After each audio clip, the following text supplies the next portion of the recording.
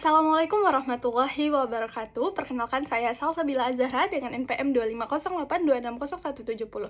Pada kesempatan kali ini saya akan mempresentasikan materi pada blok BSO2 yang berjudul The Gateway to the World, memahami anatomi dan fisiologi sistem indera manusia. Mindmap ini membahas bagaimana sistem indera memungkinkan manusia menerima, mengolah, dan merespon berbagai rangsangan dari lingkungan.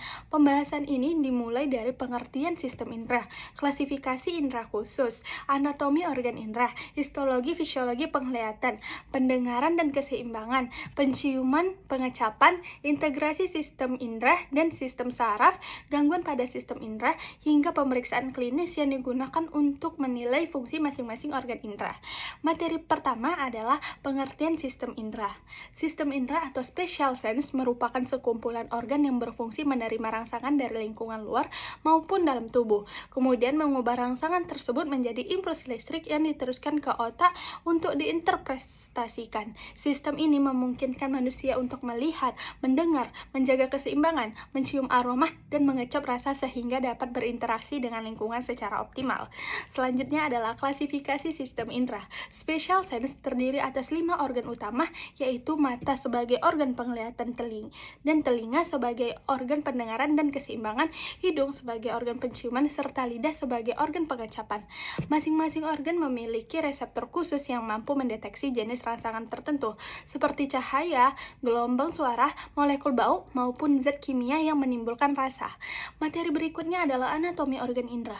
Mata terdiri atas kornea, sklera, iris, papil, lensa, dan badan siliaris serta retina dan nervus opticus. Telinga dibagi menjadi telinga luar, telinga dalam, dan telinga tengah. Telinga dalam yang berisi koklea serta sistem vestibular. Hidung memiliki rongga hidung dan epitel olfaktorius yang mengandung reseptor penciuman. Lidah tersusun atas papil yang di dalamnya terdapat taste bud atau kuncup kecap sebagai reseptor rasa. Selanjutnya adalah histologi sistem indera. Retina tersusun atas beberapa lapisan termasuk sel batang yang berfungsi sebagai penglihatan dalam cahaya redup dan sel kerucut yang berperan dalam penglihatan warna dan ketajaman visual. Pada koklea terdapat organ korti yang mengandung sel rambut sebagai reseptor pendengaran. Epitel olfaktorius mengandung neuron reseptor penciuman, sedangkan kuncup pengecap pada lidah terdiri atas sel pengecap yang mampu mendeteksi berbagai jenis rasa.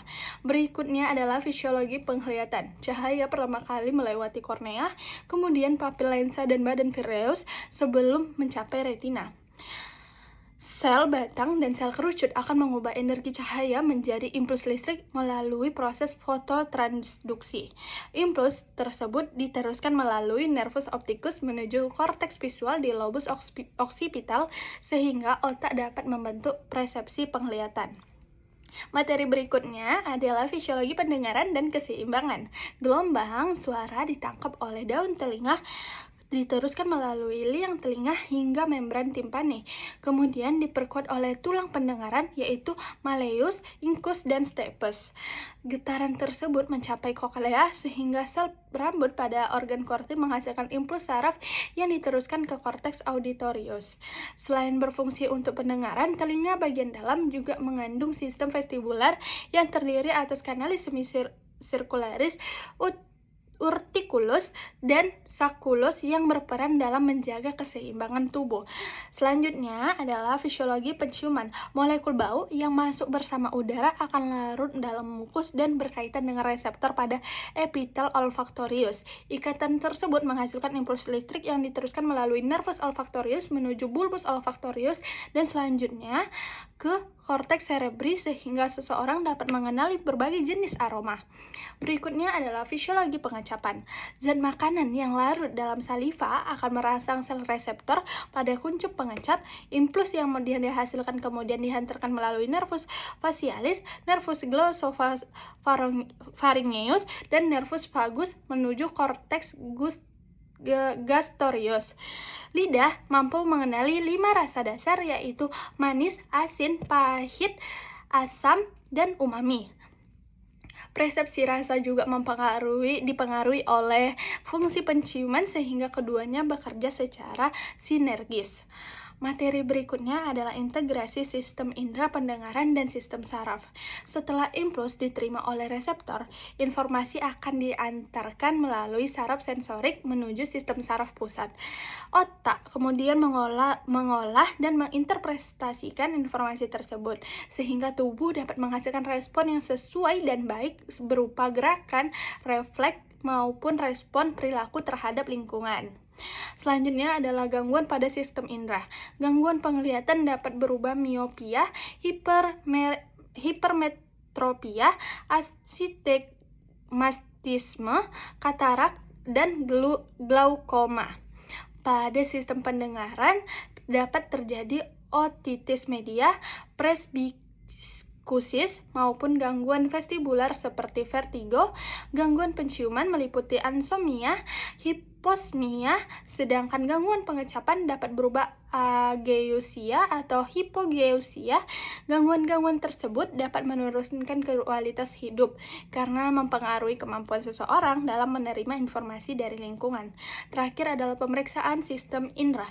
Pemeriksaan mata meliputi pemeriksaan tajam penglihatan menggunakan bagan Snellen, oftalmoskopi, pemeriksaan lapang pandang, dan tonometri.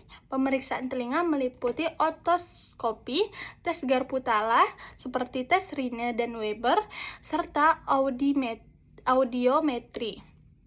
Pemeriksaan penciuman dilakukan menggunakan uji identifikasi aroma, sedangkan fungsi pengecapan dapat dinilai menggunakan larutan dengan rasa manis, asin, asam, pahit, dan umami pada berbagai bagian lidah sesuai induksi klinis. Demikianlah presentasi saya mengenai materi pada blok BSO2 yang berjudul The Gateway to the World, memahami anatomi dan fisiologi sistem indera manusia. Dalam penyusunan materi ini, saya menggunakan 3 referensi utama dan ada beberapa referensi lainnya, tapi saya mengambil 3 referensi utama, yaitu Hutton and Hall, Textbook of Medical Psikologi edisi ke-14 oleh Hall dan Hall pada tahun 2021, Snellen Clinical Anatomy edisi ke-10 oleh Ryan tahun 2024, serta Junqueira Basic Histology Text and Atlas edisi ke-17 oleh Masser tahun 2024. Sekian yang dapat saya sampaikan. Apabila terdapat kesalahan maupun kekurangan dalam penyampaian materi ini, saya mohon maaf. Lebih kurang saya mengucapkan, akhir kata saya mengucapkan wassalamualaikum warahmatullahi wabarakatuh.